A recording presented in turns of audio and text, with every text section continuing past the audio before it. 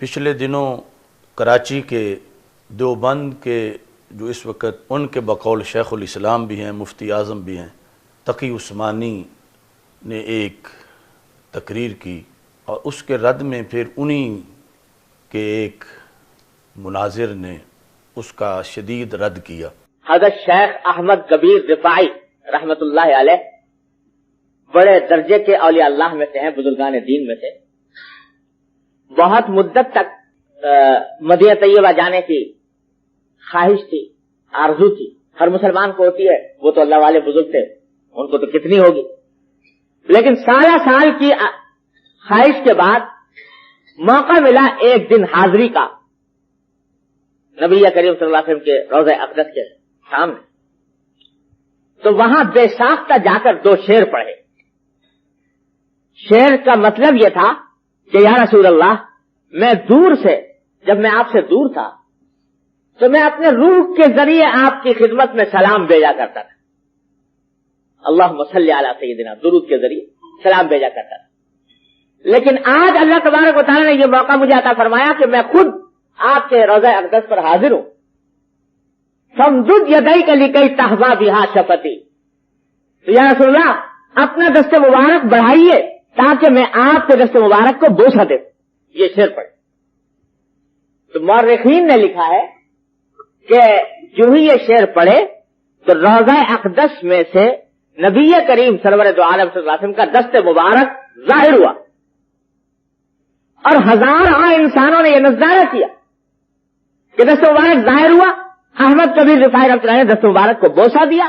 اور دست مبارک پھر واپس رہا۔ اتنا عظیم الشان واقعہ ان کے ساتھ پیش آیا کہ جب حضرت سیدنا شیخ احمد کبیر رفاعی قدس سر العزیز رسول اکرم نور مجسم شفیع معظم صلی اللہ علیہ وسلم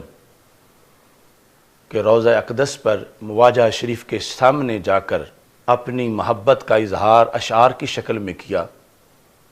تو رسول اکرم صلی اللہ علیہ وسلم کا چمکتا ہاتھ باہر آیا اور انہوں نے اس کو بوسہ دیا۔ یہ بات تقی عثمانی نے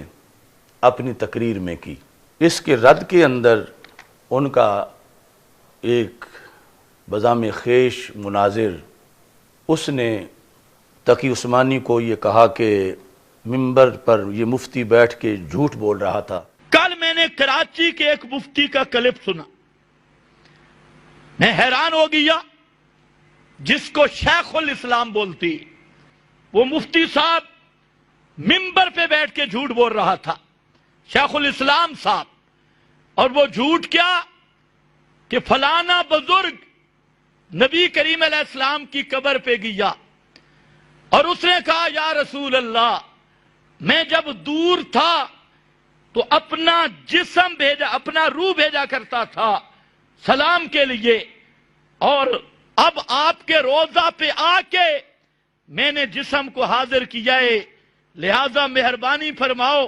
ہاتھ باہر نکالو تاکہ میں مصافحہ کر لوں۔ تو آپ نے اپنا ہاتھ مبارک باہر نکالا اور اس بزرگ نے مصافحہ کیا، ہزاروں آدمیوں نے دیکھا، تو انتہائی لحاظ کے ساتھ کراچی کے مفتیوں سے میرا سوال ہے کہ اس واقعہ کی صحیح سند پیش کرو۔ تمہیں شرم آنی چاہیے شیخ الاسلام اور حضرت اقدس کہلاتے ہوئے کہ منبر پہ بیٹھ کے جھوٹ بولتے ہو، اور جھوٹ بھی ایسا، یہ کس حدیث میں واقع آیا؟ یہ مورخین لکھتے ہیں، تو کون سا جھوٹ ہے جو مورخین نے نہیں لکھا؟ اور مجھے تعجب اس بات پہ ہے کہ جس آدمی کو ہم بڑا معتدل سمجھتے ہیں باقی مولویوں میں سے، مفتی تقی، یہ وہ بیان کر رہا ہے، تو اس لیے گزارش مفتی تقی کی خدمت میں بھی یہ ہے کہ آپ اتنے بڑے مفتی ہو کر یہ جھوٹ بولتے ہوئے خدا سے نہیں ڈرے؟ تجھے اپنی آخرت کا کوئی فکر نہیں ہوا؟ ایسے جھوٹ خرافات بکتے ہوئے تیرے ان جھوٹوں دوسرے جو عام، جن کی مثال مثلو کمثل الکلب ہے، وہ جھوٹ بولتے، تو ان کے جھوٹ کی تو حیثیت نہیں، لوگ تمہیں تو جسٹس بھی کہتی ہیں، اور کراچی کے مولوی تمہیں شیخ الاسلام بھی کہتی ہیں، حضرت اقدس بھی کہتی ہیں اور تم ممبر پہ یہ جھوٹ بول رہا ہے کہ آپ صلی اللہ علیہ وسلم کا ہاتھ مبارک نکلا. کم از کم ہم تو طالب علم ہیں، فتاوی علماء بلد الحرام اٹھا کے دیکھ. فتاوی علماء بلد الحرام میں یہ سوال ہوا کہ بعض لوگ کہتے ہیں کہ فلانا بزرگ گیا اور آپ صلی اللہ علیہ وسلم نے اپنا ہاتھ روضہ اقدس سے نکالا، تو یہ کیسا واقعہ ہے؟ تو فتاوی علماء بلد الحرام میں صاف لکھا ہے یہ زندیقوں کی بات ہے، کوئی مسلمان یہ بات نہیں کر سکتا. اب ایسے جھوٹ جس پر ہم اتنے ہی کہہ سکتے ہیں کہ اللہ مفتی صاحب کو رجوع کی توفیق دے کہ اتنے بڑے مفتی ہو کر آپ کی ان تقریروں سے عوام الناس کا ستیہ ناس ہوگا، وہ گمراہ ہوں گے. اس لیے میری گزارش یہ ہے کہ اگلی بیان میں اس سے رجوع کریں اور صاف کہہ دیں کہ مجھ سے غلطی ہوئی ہے، یہ واقعہ ثابت نہیں. حضرت فاطمہ کے لیے تو ہاتھ نہیں نکلا. تو سب سے پہلے تو یہ جو حضرت شیخ احمد کبیر رفاعی رحمہ اللہ تعالی کی حاضری کا واقعہ ہے، یہ محض واقعہ ہی نہیں بلکہ رسول پاک صلی اللہ علیہ وسلم کا ایک معجزہ بھی ہے اور ساتھ ایک عظیم ولی کی کرامت بھی ہے. فتاوی رضویہ شریف کے اندر یہ جلد نمبر 28 صفحہ نمبر 370 پر اعلی حضرت فاضل بریلوی رحمۃ اللہ علیہ نے امام سیوطی رحمہ اللہ تعالیٰ کے حوالہ سے اس کا ذکر کیا کہ شیخ احمد کبیر رفاعی جو کہ عراق میں رہتے تھے، تو جب کوئی بندہ عمرے کے لیے یا حج کے لیے جاتا تھا تو اسے سلام دے کر بھیجتے تھے. تو اس موقع پر وہ خود حاضر خدمت ہوئے اور انہوں نے اشعار میں اس چیز کا اظہار کیا کہ روح میری تو پہلے بھی آتی رہتی ہے، اب میرا جسم حاضر ہوا ہے، تو لہٰذا میں یہ چاہتا ہوں کہ روحانی اور جسمانی حاضری میں کچھ فرق ہو. تو میرے آقا صلی اللہ علیہ وسلم اب آپ اپنا دایاں ہاتھ باہر نکالیں تاکہ میں اس کو بوسہ دے سکوں. اشعار یہ ہیں: فی حالت البعد، جب میں دور تھا، روحی کنت ارسلھا، تو میں اپنی روح کو بھیجا کرتا تھا. ماضی استمراری ہے کہ یعنی بار بار میں نے روحانی حاضری تو دی. تو وہ روح جب میں بھیجتا تھا تو وہ کیا کرتی تھی؟ تقبل الارض عنی وہی نائبتی، تو وہ میری طرف سے آ کر سرزمین مقدس کو چوم کر واپس چلی جاتی تھی. وہذہ دولت الاشباح، کا اب یہ جو وقت ہے یہ جسم کی حاضری کا وقت ہے. فمدد یمینک، تو اپنا دایاں ہاتھ باہر نکالیے یا رسول اللہ صلی اللہ علیہ وسلم، کئی تحظا بہا شفتی، تاکہ اس ہاتھ مبارک کو چوم کے میرے ہونٹ بلند رتبہ ہو سکیں اور میں اپنی پیاس بجھا سکوں. یعنی خلاصہ یہ ہے کہ ہاتھ باہر نکالے تاکہ میں ان ہاتھوں کو بوسہ دے سکوں. فخرجت الیہ الید الشریفہ فقبلہا، تو رسول اکرم صلی اللہ علیہ وسلم کا مبارک ہاتھ قبر پرنور سے باہر آ گیا. ابھی اس واقعے کی مزید تفصیل ہے کہ جس وقت میں یہ فتاوی رضویہ دکھاتا جاؤں گا تو وہ بولا مناظر تو بولا ہو جائے گا کہ مجھے تو تم فتاوی رضویہ دکھا رہے ہو، میں تو اس کو مانتا ہی نہیں ہوں. چلو ان کے لیے تو میرے پاس ان کے مذہب کا بانی اشرف علی تھانوی بھی موجود ہے. اب زندیق کہے گا تو اسے زندیق کہے گا، تقی عثمانی پر تو بات نہیں رکے گی. اور جو اس نے کہا کہ یہ مسلمان، کوئی مسلمان یہ بات نہیں کہہ سکتا، اور یہ کہا کہ تم ممبر پہ بیٹھ کے جھوٹ بول رہے تھے، اور یہ جتنے جو کچھ بھی اس نے کہا وہ سارے کا سارا تقی عثمانی کے بعد اشرف علی تھانوی پہ بالکل آ کے حملہ ہو رہا ہے. یہ جلد نمبر 5 ہے، الافادات الیومیہ، ملفوظات حکیم الامت، جو ان کا حکیم الامت ہے اشرف علی تھانوی۔ یہاں پر 5ویں جلد میں 244 صفحہ ہے، اس کے اندر یہ موضوع چل رہا ہے کہ اللہ کے جو ولی ہیں جب ان کی کوئی بڑی بات لوگوں کے سامنے آ بھی جائے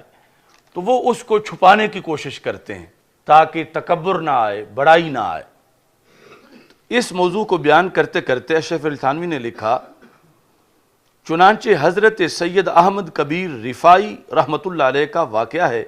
کہ وہ حضور اقدس صلی اللہ علیہ وسلم کے مزار مبارک پر حاضر ہوئے اور شدت شوق میں یہ اشعار پڑھے، وہی فی حالت البعد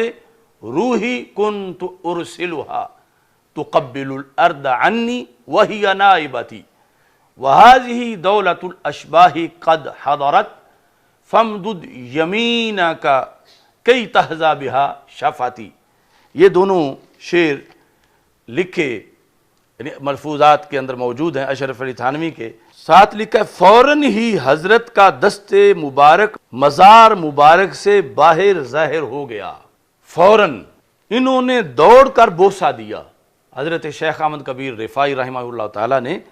اور بے ہوش ہو گئے۔ اس وقت حضور کے دست مبارک کے نور سے سورج بھی ماند ہو گیا تھا، یعنی 555 ہجری تھی، لیکن ابھی تک دست رسول صلی اللہ علیہ وسلم کی روشنی اتنی تیز تھی کہ جب قبر مبارک سے ہاتھ مبارک باہر آیا تو دن دہاڑے سورج کی روشنی پر ہمارے آقا صلی اللہ علیہ وسلم کے ہاتھ کی روشنی غالب آ گئی۔ اب اس نے بکروی نے بلا وجہ اس کا رد نہیں کیا، یعنی ان کے تو مسلک کی ہر بنیاد اس پر زلزلہ آتا ہے کہ پہلے یہ کہ رسول پاک صلی اللہ علیہ وسلم سن لیتے ہیں، سن کے سمجھ لیتے ہیں، پھر جو کوئی اپنی گزارش کرتا ہے سرکار پوری بھی کر دیتے ہیں، اور پھر جو یہ دن رات کہتے ہیں کہ معاذ اللہ ہم جیسے بشر ہیں، ہم جیسے بشر ہیں، مٹی کے ہیں، تو اس عقیدے کا رد ہے کہ یہ تو ہاتھ مبارک 555 ہجری میں بھی اتنا چمک رہا تھا کہ اس کی روشنی سورج کی روشنی پر غالب آ گئی۔ اشرف علی تھانوی کہتا ہے کہ اس وقت 90,000 آدمی کا مجمع تھا، یعنی اس کے راوی اتنے زیادہ ہیں۔ مسجد نبوی شریف میں چونکہ حج کا موقع تھا تو 90,000 کا مجمع تھا، جس میں بڑے بڑے کتب اور غوث ابدال اوتاد بھی موجود تھے۔ حاضرین میں سے ایک بزرگ سے پوچھا گیا کہ اس وقت تم کو کچھ رشک ہوا تھا، یعنی یہ کیا تمہارے اندر بھی ہے کہ کاش کہ میرے لیے بھی رسول پاک صلی اللہ علیہ وسلم کا ہاتھ مبارک باہر نکلتا؟ تو ان بزرگ نے جواب دیا کہ میں بیچارہ کیا چیز ہوں، اس وقت تو فرشتے رشک کر رہے تھے۔ یعنی یہ اشرف علی تھانوی نے مزید وضاحت کر دی اس واقعے کی کہ فرشتے بھی رشک کر رہے تھے۔ اشرف علی تھانوی ادارہ تالیفات اشرفیہ بیرون بورڈ گیٹ ملتان کی یہ چھپی ہوئی 5ویں جلد، اور اس کے اندر یعنی جس بنیاد پر یہ تقی عثمانی کو زندیق کہہ رہا ہے اور کہہ رہا ہے کہ مسلمان یہ بات نہیں کر سکتا، اور کہا کہ یہ جھوٹ ہے، تو وہ بات بلکہ کچھ اضافے کے ساتھ اشرف علی تھانوی کے ہاں سے بھی برآمد ہو گئی۔ یہ اصل میں یہ ہر ان کا جو بعد والا جنم ہوتا ہے وہ پہلو سے گمراہی میں فاسٹ آتا ہے۔ ہم نے ان کو آئینہ دکھانے کے لیے اشرف علی تھانوی پیش کر دیا ہے، اب قانون کے لحاظ سے تو ہمیں اور کسی حوالہ کو پیش کرنے کی ضرورت ہی نہیں کہ وہ اشرف علی تھانوی سے کلیئر ہو کے پھر ہماری طرف آئیں، اس پہ سارے فتوے لگائیں اور ان کی صراحت کریں، اور جو تقی عثمانی کو رجوع کی دعوت دی اب یہ تو رجوع بھی نہیں کر سکتا، تو اس کے بعد پھر کوئی شوق ان کو ہو مناظرے کے چیلنج کا یا واہیات بولنے کا، کیونکہ وہ